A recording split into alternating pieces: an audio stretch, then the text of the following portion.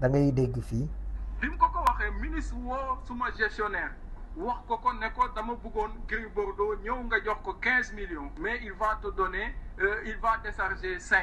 10 parce que loolu la mun a woon l'association des lutteurs en activité pour couvrir ko Ndoye il a refusé man si j'avais suivi Pape Ibrahima Ndoye lii yëpp du ma ci fekk le ministre m'a appelé m'a dit Ndoye kat dama ko wax lii ak lii il a refusé ma ne ko monsieur le ministre Ndoye a raison gàddu suma livre droit administratif dugg ci bureau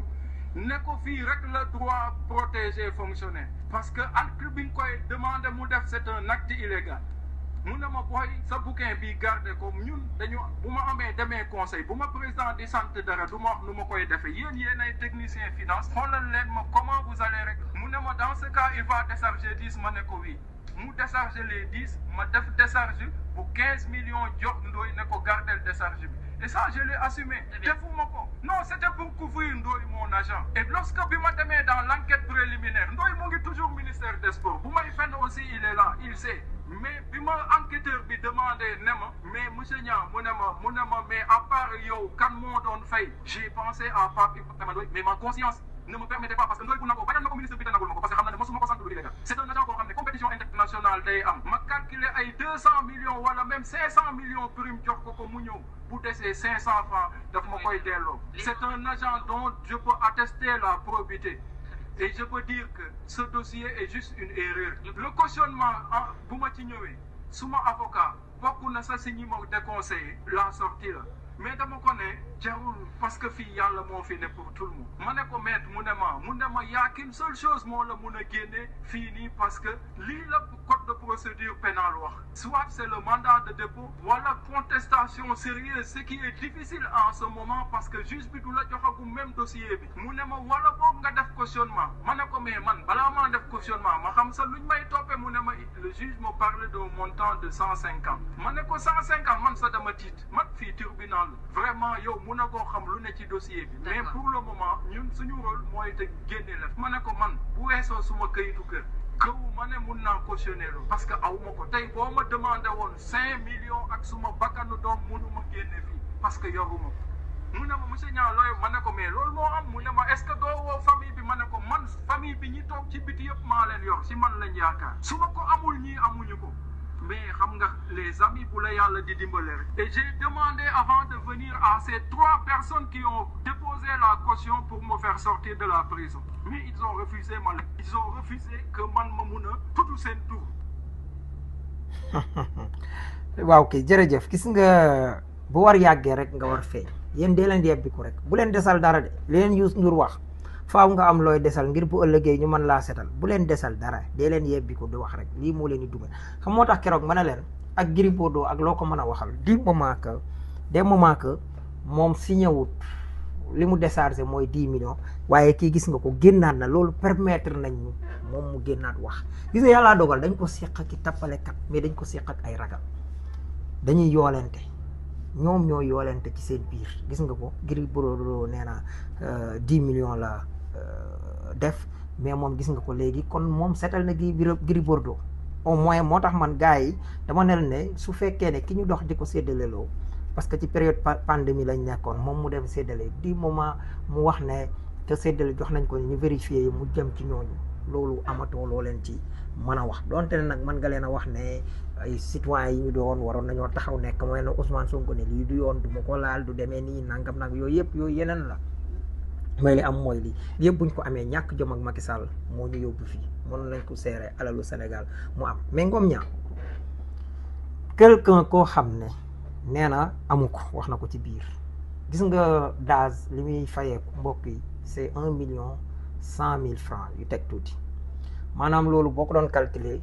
su ko doon fayeeku at mi dafay nekk 13 millions 10 ans mu nekk 132 millions matut sax 150 millions yi nga xam ne moom la joxe moom nag fi mu ne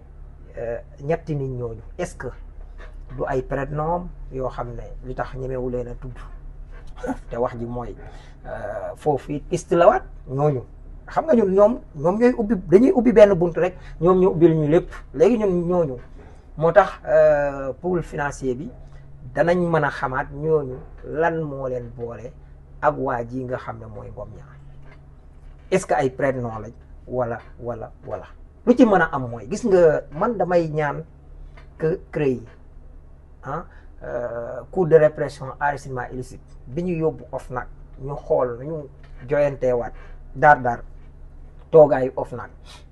ba nga xam ne danañ mën a topp ñoo xam ne ci traque des biens supposément acquis parce que problème mooy am na ci ñoo xam ne benn dase comme que mu ne la dañ maa may wala dañ maa abal mais abal gi war nañ ko xool maanaam dama bëgg ñu indiwaat CREI traque des biens mal acquis ba pare xoolaat nuñ ko réformer ba nga xam ne nit ki dana ñëwaat taxawaat pour mën a def appel ak yooyu yi ci manqué rek ñu def ko ci man loolu mooy li nga xam ne moom laa gëm mais CREI kenn waruta suul CREI man loolu mooy li nga xam ne moom laay xalaat ci mbir mi ndax lu tax loolu nag mooy dama gis ne am na ñoo xam ne CREI rek moo leen mën a topp te xaalisu Sénégal la ñu war a soxla te dañu war a def de telle sorte que ñun duñu amaat ay Ismaïla Madior Fall duñu amaat keneen ak keneen parce que bu ñu demee ba arrivé que projet bi ay ministre am duñ toje ay directeur am duñu toje liñ daan toje ci réew mi ñu def ko ci réew mi ba pare di ko def ci ay projet yu amal solo amal njariñ réew mi muy baykat yi di nappkat yi di sàmmkat yi xam nga fi ne nii li ci doy waar mooy affaire Ali Aïdar bi su ma ko bon xaaral ma jéem a xool rek ba xam parce que dana baax trop buñ ko mënoon a am voilà heureusement. man li ma jàppee bato bi est-ce que xam ngeen ni bato bi waa ji dafa ñëw ni ma bon xam naa 500 millions kan laa koy jox wax ma kan laa koy jox rek nga bàyyi ma def parce que dafa jàppoon 3000 tonnes de yaboy benn kilo 100 francs ci ñoom ci seen njaay muy 3 milliards. ma ne ko grand man soxla ma sa 500 millions. macha allah mën nga compter ñaata Sénégalais yi ñooy bañ 500 millions. dafa baax 500 millions lim bu takkute baax la. ba pare bi ñu d'accord ni dina fay 600 millions dama ko wax mu yokk mu ne ma bon léegi 600 millions yaa ni naka la ñuy def ma ne ko naka nga daan def yow mës nañ la jàpp juróomi yoon naka nga daan def mu ne ma dañ may joxoñ nit ma jox ko xaalis ma ne ko joxoñ naa la trésor public. mu ne ma fan mooy trésor public ma ne ko risque nga c'est normal yaa ngi Sénégal doo xam fuy trésor public ma woo benn nit bi nga xam ni duma ko tudd juróom-ñetti at mi ngi liggéey foofu bokk ci ñiy aar juróom-ñetti at ma ne ko kii yóbbu ko trésor public mu fay mu ne ma fan mooy trésor public ma ne ko kon yow mosuloo fay benn amende trésor public. kii liggéey foofu juróom-ñetti at xamul fu trésor public fekk ci ministère ba. ma ne ko yow juróom-ñetti at yaa ngi liggéey. loo xam fuy trésor public. ah oui franchement. ma tegtal ko fuy trésor public mu dem fay ñëw ak sac bu mag. jox ma reçu bi ma xool reçu bi trésor public reçu bi ndaw lañ lay jox da nga koy xeeb sax. ñu bind ci 400 millions mu ne ko mel 400 millions nga fay lu tax fay loo 600 millions mu ne 200 millions yaa ngi nii naka la ñuy def. non. dégg nga maanaam li doy waar fii boo dégluwul da ngay yaakaar ne risque bi la ñu wax mu dem fay 400 millions déedéet risque bi moo ñëw ne ko 500 millions ngi nii mu ne ko du ma ko laal te da ngay yokk mu yokk 600 millions mu ne ko demal trésor public kooku ne ko fan mooy trésor public mu ne ko c'est normal parce que yow ab risque nga mën nga koo bañ a xam woo kenn koo xam ne nee na bëggul wax turam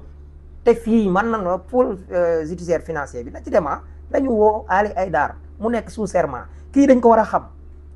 maanaam réew du caaxaan jamono boobu mënoon nañ ko comprendre parce que bon jamonoy Macky Sall mais Ali Aïdar daf ñu war a wax lii parce que lii moom ci boppam ku ko xam ne nag wax dëgg yàlla il est intègre wàllu kéew mi mooy kéew ci wolof mooy environnement ak yooyu yëpp mais Baye Ali da ngaa war a wax te da nga wax nag nee na bi mu ñëwee risque bi xamut foofu mu ne ko c'est très normal ab risque nga woo kenn koo xam ne yàgg na fa mu ne ko demal nga wan ko fa ngeen fay kooku dem au lieu mu fay 600 millions yi mu fay 400 moom lay expliquer nii mu ne ko yow 400 yi nga fay 600 la mu ne ko nu ñuy def déglu leen ko bu baax. non lan oui kañ. pourquoi non fa rëy. mais man de en tout cas bi ma nekkee ministre loolu laa fi fekk ma ne ko trésor public. mu dem fay 200 millions yi trésor public moo tax le lendemain bi ma defee conférence de presse ñaari reçu laa wane. wane ma benn reçu 600 millions de dama wane benn 400 millions ak benn 200 millions. mais loolu est-ce que yoon la ma ne ba pare ma signé accord de pêche ak européen pour ñu fay 10 milliards gouvernement parce que thon bi ñu daan napp ma may leen pour ñu continuer ko napp dama ko fi fekk ma ni continuer leen mais da ngeen napp 14 000 tonnes au lieu de 15 000 tonnes ñu xeex ma mais yéen yéen a ngi bokkoon ci xeex bi. déet mosuñu cee bokk. ma ni seet leen ci seen affaire Sénégal yëpp sama xarit bakkan Alpha Kadam nga xam ne ñoo màgg ñoo jàngandoo géej ñoo xamandoo géej bi ko Walfadjri di taali micro dafa wax lu bon ci man ne voilà man Ali sama xarit la xaw ma du tax mu signé ay accord ñuy wane ay coach ñuy jàpp man jaayuma géej gi man niru naa kuy jaay géej gi. bon niroo woo ko donte ne 14000 tonnes yooyu gars yi doon signé ak ñoom ci géej gi mu nekk 10 milliards Ousmane Sonko bi mu ñëwee daf ne maalank dakkal nañ ko Union européenne foofu Ousmane dalaa gën a jub rek waaye dëggoo Ousmane gën laa jub nag taxul nga dëng wax dëgg yàlla am ndax ña fa nekkoon ci ñoom Macky Sall yaa fa gën te wane nga ko fii lañ ko laajee sax gis nga ko foofu mu ne fi ma nekk yëpp dañ ma fay dàq yaa ngi gis. yaa démissionné wala dañ laa génne ko. non man nag franchement fu ma dem dañ may dàq rek. comme Ousmane Sonko niñ ko dàqee bon ku am xorom la mais lu ci am solo dégg nga ko mu ne 15000 tonnes mu fexe ba wàññi ko ñu def 14 mais lu ci mën a nekkee mooy nii la ñu yore woon suñu dëkk fii la ay Seyda Fall yii de mooy tax toog muy dox. ak ñeneen yi fii de lañ ñu bëgg a delloowaat ñuy sàcc alalu askan wi di leen ko jox ñuy tabaxee daara wala di tabaxee juma wala gis ngeen dama leen di indil benn exemple Omar Ibn Abdou Aziz dañu ñëw ne ko waaw bi nga yoree dëkk bi ak léegi dëkk bi dox na abondance am na léegi nag dañu bëggoon nga changé yëre kaaba gi mbubb mi defaraat ko xam nga lu leen Omar Ibn Abdou Aziz tontu ne leen biiri nit ñi laa tal kon gis nga suñ borom même bu fi wàccee kaaba gi pour ñun ñu xam ne ay jaam lañu pour bu fi wàccee koor wala mu wàccee leneen pour ñu xam ne dañu war a yërëmante dañoo war a mais fii ñaata ngay gis ñu koy def ci ay juma ak nangam te éducation xale yi foofu laay waxee waale duggaale ci wàllu waa aar daara bu leen aar yalwaan aar leen daara parce que man bu ma xoolee ku mel ni oustaz Makhtar Sarr mi ngi am internat di internet ay nit di fa jàngale mu mucc ayib mais oustaz Makhtar Sarr noonu nga yore daara di ci jàngale mais façon boobu lañ bëgg modèle boobu ak lu ko gën a baax lañ bëgg mais kon nekkul ay nit di taxaw di yalwaan mi sax léegi goney Sénégal yi ñoo ci gën a néew parce que man li may tàmbale di gis mooy ay nit yu dëkk ci yeneen dëkk en tout cas di ñëw di nga gis seen ki nga xam ne ñii duñu ay goney Sénégal nga fiy gën a gis waaye li ñuy gis ñu bëree bëri ñi ko man tey internat lañ leen yóbbu di leen fay nag kon man foofu loolu benn ñamale la bu ci am rek na ngeen waxtaan man imam Babacar Sylla tamit foofu laay waxee gis nga patriote yi yaa des nit ñoo xam ne bu ñu xawee am nuñ mel même bu ñu dee wax ak ñoom nañ leen traité ak respect comme ni ko Ousmane Sonko doon waxee ci Alioune Tine doyen Alioune Tine nañ ko respecté wala nangam nag yooyu mais ci imam Babacar Sylla it wegeel googu dafa gën a rawee ci moom nit ku baax la nit nag mën naa baax ngeen kii ba pare mu juum ci nu muy nangam mais nañ ko wan ne ko da nga juum maanaam bu mu yem ak benn Ismaïla Madior Fall bu ñuy war a waxal wala benn oustaz Makhtar Sarr bu ñuy war a waxal wala keneen ak keneen parce que ñii dañoo jóg nga xam dañoo am intention de faire mal de nuire pour yàq projet bi comme tel que nu mu tudd Seyda Fall Modou Fall wala nga gis benn oustaz Makhtar Sarr wala yooyu ay imam Babacar Sylla yi ci jub lañ leen mas a xam mën naa am nag ñu juum wuute gis-gis la dañ leen waxaat rek ne lii mooy suñu gis-gis ci nangam ak nangam mais